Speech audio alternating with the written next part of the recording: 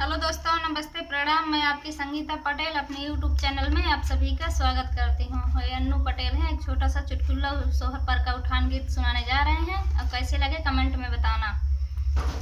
जच्चा मोड़ी मोड़ी देखे पालना की लाल मेरा किसे पे गया, की लाल मेरा किसी पे गया।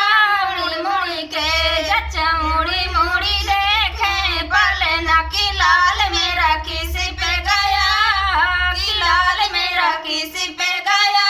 मुड़ी मुड़ी के उसके दादा है काले काले, उसके दादा है काले काले। की गोरा रंग दादी पे गया, की गोरा रंग दादी पे गया।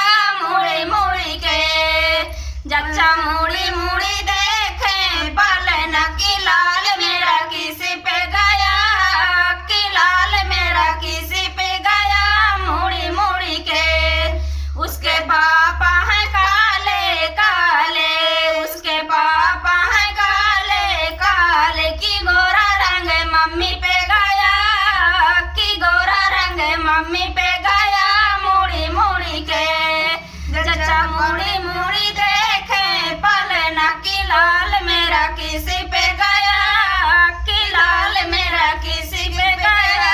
मुड़ी मुड़ी के उसके चाचा है काले काले, उसके चाचा है काले काले। की गोरा रंग चाची पे गया, की गोरा रंग चाची पे गया।